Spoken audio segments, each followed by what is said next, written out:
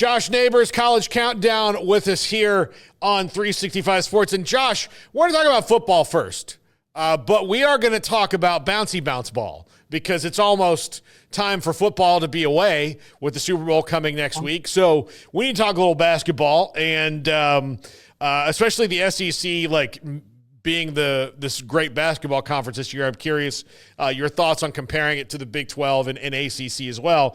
But first off, football season's done, and like after this one, there's no more blank slate offseason, I think, that we've ever seen, given that Texas is going to have 15 guys drafted. Ohio State's going to have 15 guys drafted. And all these teams are going to lose a bunch of players. Now, can they restock like they used to?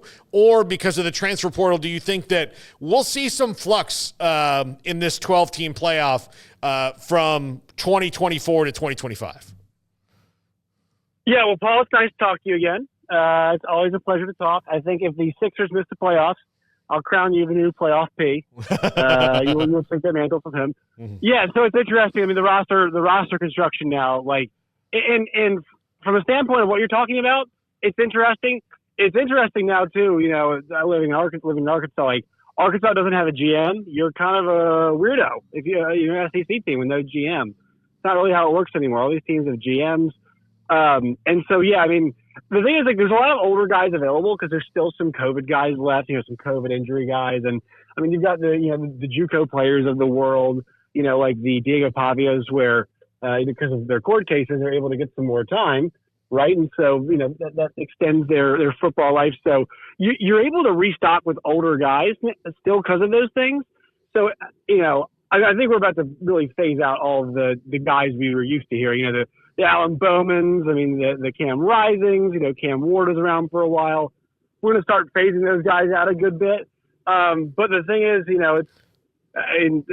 what won Ohio State the championship was their depth, right? I mean, as good as the star players were, they had to have the guys up front, when everything kind of went sideways for them to kick people around at different positions and still hold up front. And that allowed Will Howard to be awesome. It allowed the running back tandem of Quinshon Judkins and Travion Henderson to be awesome. And it allowed, obviously, Carnell Tatum, Emeka Ibuka, and then Jeremiah Smith to be awesome as well. So that building of depth is the big thing. And there's a lot of older guys, out there. I mean, for Ohio State, I think the only underclassmen that started on Ohio, I think the two underclassmen that started were Jeremiah Smith, and I want to say Caleb Downs. I think were the two that started for them. So at least to start the year, it's pretty staggering. Yeah.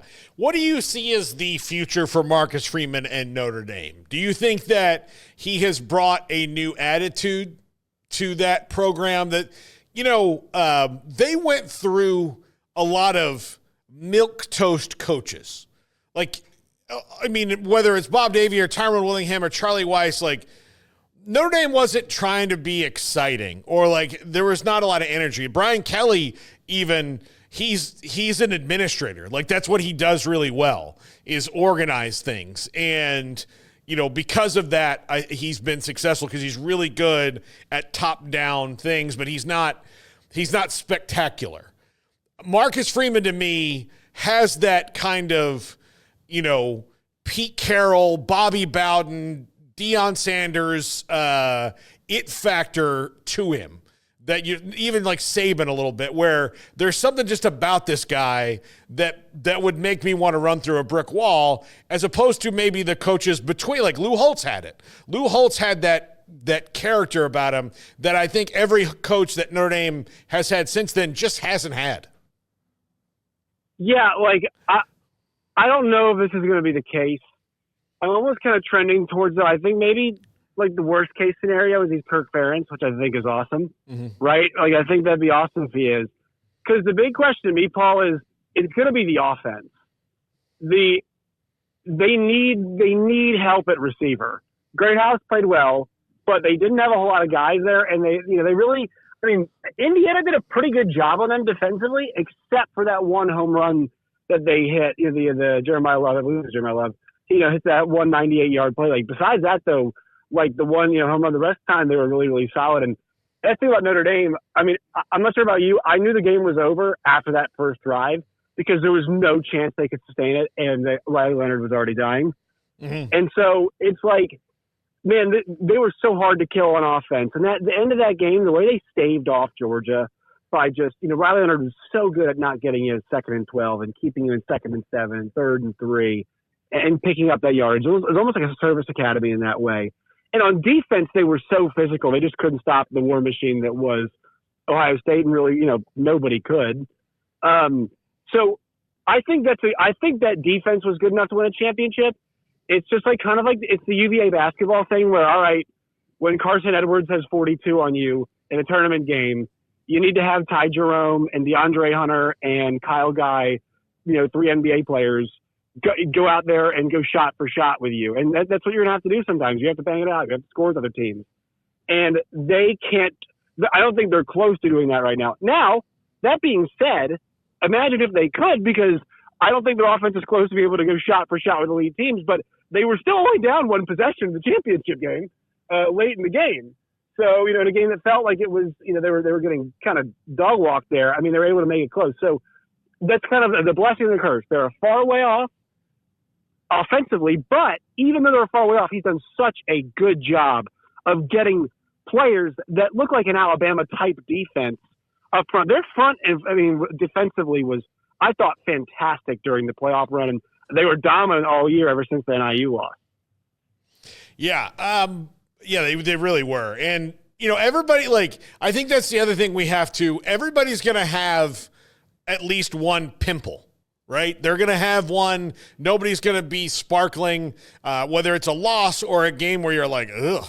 Oregon had that had a couple. They were like, okay. And then, of course, Ohio State just rolled through everybody. That was kind of an awakening for Ryan Day. But everybody's going to have their pimple. Notre Dame had theirs. And I want to talk about Ryan Day in a second with you. But Notre Dame had their pimple. And then once they had that, it was like, okay, well, let's put some Noxzema on that thing and roll on, right?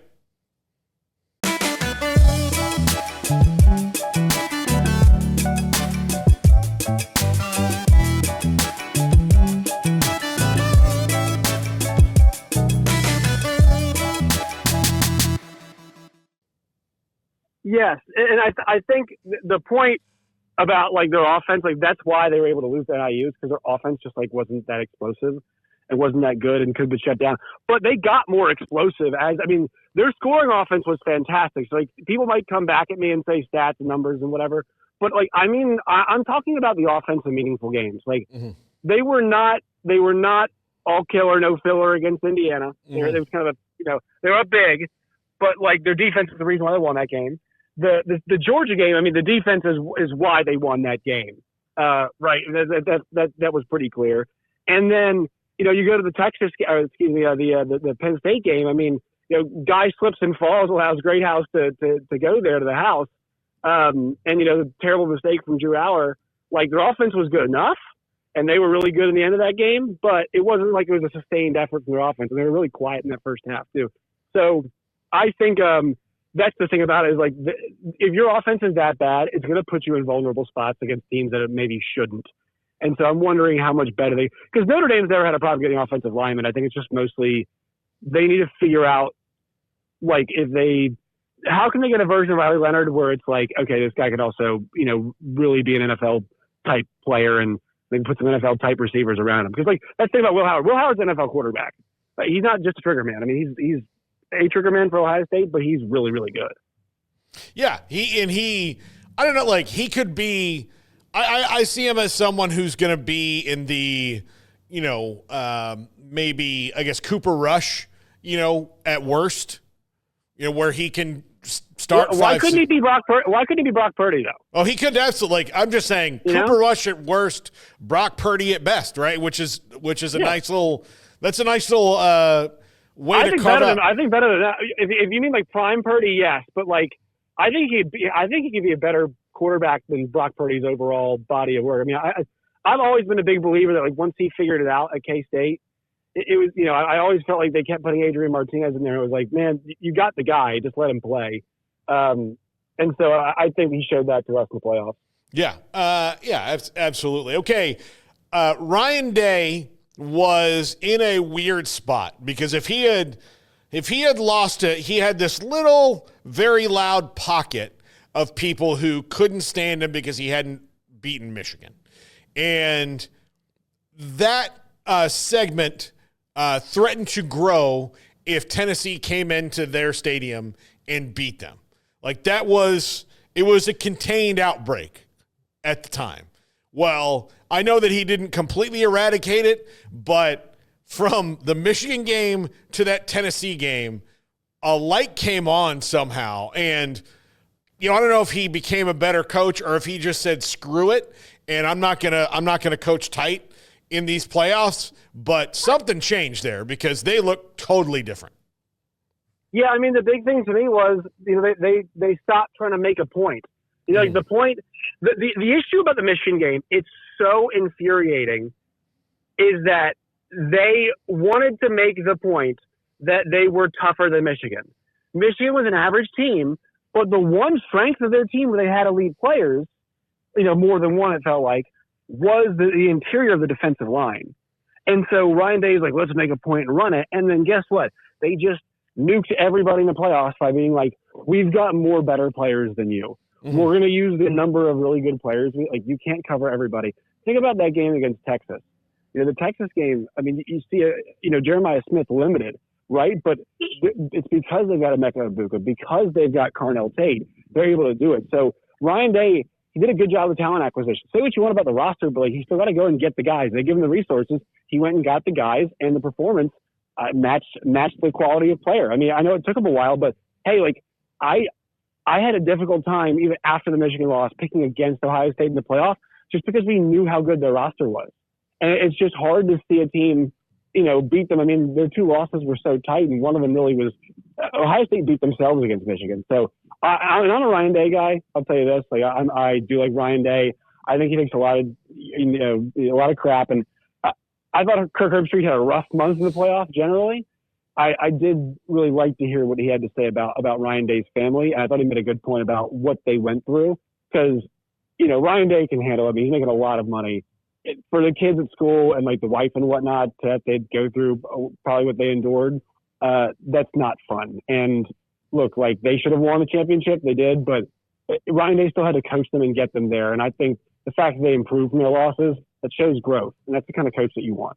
Yeah, absolutely. I not everybody's likable, and he's certainly, not warm and fuzzy. I like him. I like him more than James Franklin. Oh, I mean, if you're putting it on the James Franklin Dabo scale, he's probably above those two guys.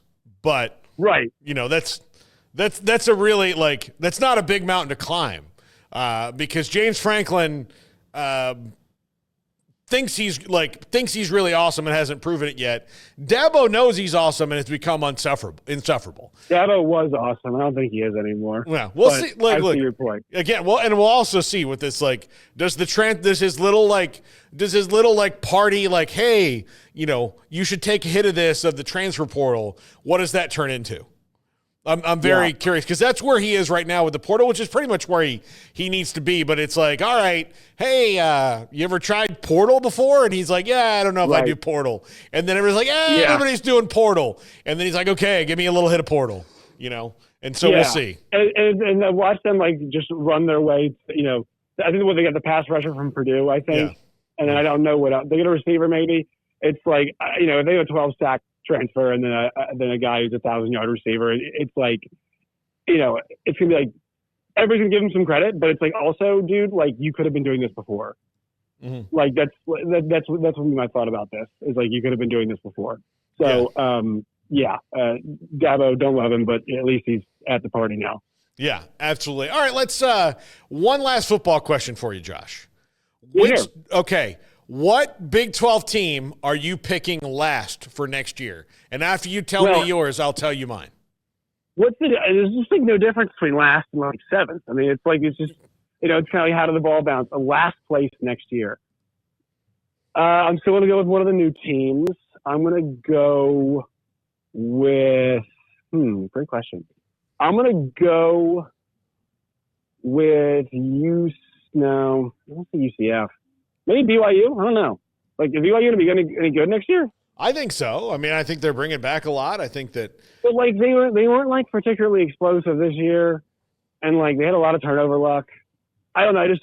But I've got no idea. Who are you picking? Help me out here. Oh, and you're gonna disagree with me. That's why I wanted to tell you this. You think Colorado? No, you do Colorado. No, I don't think they'll fall off that much. I mean, I think they'll be down because there's no Travis Hunter and Shadur for sure. But I think they've got wheels in motion to at least keep going and winning the majority of the games that they play. Whether that's 8-4 or 7-5. Yeah, I don't know. But I think that who is it? It's Oklahoma State. I don't like anything that they've done. Gundy's under the gun for the first time in his career. That whole situation wasn't good, and it's not something that is sustainable when you have ultimatums like thrown back and forth. So I think it's going to be them because I don't know. Like, none of the quarterbacks you're going to have on the roster have played significant time at all. And I don't know, like, Gundy's been a good quarterback coach. He's got new coordinators. I mean, all these things. And maybe those coordinators like Meacham coming back, that's probably better. Todd Grantham, I don't know if he's the it guy anymore. Dude, like he was. I can't believe we're still doing the Todd Grantham thing. Yeah. Like, I mean, this guy has coached a bunch of really average defenses for a long time. And talk about failing upwards. Like, Todd Grantham must be like the nicest guy in the world because Dan Mullen kept hiring him. Did Kirby ever hire him? I don't know. Yeah. No, he was there. Yeah. Yeah, at Georgia, it's like, why are we doing the Todd Grantham thing? I don't know why. Louisville's defense, I think we might have been with Petrino, were like aggressively average. I don't know why we're doing the Todd Grantham thing. But the thing is, last time I said the same exact thing you were saying, Paul, and I think that was the 10-win season. But they've screwed up the quarterback thing ever since they sent Spencer Sanders away. So that's kind of their issue. Like, can they rectify that? It's just like it's too important for them to keep tossing Alan Bowman out there and then Garrett Rangel getting hurt. So I don't think it's a bad pick, but like, man, he's just always he can't be. It's like he's a cockroach. He can't be killed. You know what I mean? It's hard to kill Mike Gundy. So wouldn't be shocked by a rebound, but also, what tells me they're going to be a lot better this year? Yeah, I don't know. I mean, no Ollie Gordon, no Brennan Presley, no Stribling, no. I mean, like all the. Can they block anybody? I think Ollie Gordon's like yards before contact last year was like 0.8. Mm-hmm. It was like, I mean, they were so transparent about what they were trying to do and had no other plan B, and their quarterback wasn't good to help them make a plan B. So they have to reinvent themselves. Yeah, they absolutely do. Okay, Josh, the SEC is the best basketball conference this year. The SEC, a basketball conference. Yeah, which I've said this a couple of times on the show, and I think you'll know this because you live in that part of the country. But there is, and you're a Mizzou guy, but that like basketball school in the SEC used to be an insult. Like that used to be. Like, oh, you're a basketball school. And the only one who didn't take it as an insult was Kentucky because they're like, yeah, we know. Like that's our whole personality. So yeah, don't worry about it. It's not anywhere else. Like any other conference, you say basketball school and they're like, oh yeah. In the SEC, it used to be just the dirtiest little thing you could say because it means that you were impotent in football and you only cared about basketball. Now, Greg Sankey's taking some of that money, and they're clearly pushing it towards the round ball. This is a special season they're having, isn't it? Yeah, well, the thing is, like, when I was at Missouri, like, the level of coach then compared to now is just so much higher. Like, I think like Chris Jans. I mean, Chris Jans and Chris Beard are the coaches in Mississippi. Like, what in the world? I mean, that is such a high level. And, you even look at Mike White, who was decent coach at Florida. Todd Golden's been fantastic. You look at Rick Barnes, a Hall of Famer. John Calipari can't, be any of these guys anymore. I mean, Dennis Gates has been to a tournament, lost every game, and now they're a top 20 team once again. Like, the level of coaching to me is the big difference. Even Mark Pope comes over and kind of reshaped Kentucky in a bit of a way, but has them still humming. Nate Oates, I mean, don't forget Nate Oates at Alabama. Like, my God, they just – I'm worried about them in the tournament. I worry about that style of play in the tournament, but, like, unbelievable. And then, obviously, I mean, the fact that Alabama and Mississippi have Bruce Pearl, Nate Oates, Chris Jans, and Chris Beard as the coaches. like what happened to the conference I loved where, Andy Kennedy at Ole Miss would win like 12 games every year and he get an extension of winning 18 and going to the NIT. That's the SEC I miss. Now it's just all killer, no filler every single night. Yeah, it's ridiculous. What do you think of the Big 12 comparatively to them this year? Yeah, I think the Big 12 is just the number of additions that they've made. It's hard to it's hard for the Big 12 to it doesn't have the shape quite yet that the SEC has. And I think that'll come with a Utah coming along. UCF's not bad, but they can still come along a bit more. But all these schools that kind of just come along a bit more. They just added, obviously, Arizona cannot have Caleb Love as their best player. They just can't keep doing this. I don't know why they keep doing it. It makes no sense to me. KU is still trying to find that momentum. I think Zeke Mayo might be that dude. But, I've had the same problem with DeJuan Harris forever. He doesn't shoot enough. Baylor's been really inconsistent this year. I like Texas Tech a lot. And then Houston's kind of getting that midseason hammer thing where, if you're tired at all, they make you look terrible. So they've got the mix this year. But and Iowa State's great too. But it's just not as deep as the SEC. Now, we'll see the tournament. We'll see what happens in the tournament. But right now, it doesn't appear to be as deep. Yeah. Joe Lunardi, by the way, has 13 SEC teams and 8 Big 12 teams, 9 Big 10 teams in the tournament. Only 5 in the ACC, which that was the basketball conference. And now, that's all I can say. ACC, formerly a basketball league. Yeah. Yeah. Not sure they are now. No. And then, here's the thing. The part of the reason that they're in the trouble they're in, as far as behind and having people jump out, is that the football schools got mad that when they're hey, we should double down on football, they're yeah, that's your thing. Right. We're happy to have that. Well, that's your thing. And then we're we're going to go all in on basketball and that'll be our thing. And then yeah, but we make more money from football. And they're you guys are fine. Yeah. What's coming around the corner that's going to be who's going to pay $100 million per team for football? That's silly. Yeah. You think Purdue's getting $100 million? No. Yeah, come on. Darn near. Yeah, exactly. Right. Well, Josh, great to talk to you. It's been since Christmas, I think, that we've had you on the show. Yeah, I know. Thank you, Paul. I appreciate you. Yes. I think I was on your show in between that time. Probably, yeah. I think so anyway, Josh Neighbors, College Countdown, with us here on 365 Sports. Yeah. Well, thanks to Josh. The little boop, boop, boop there. That's fine. We're done. We're done with Josh.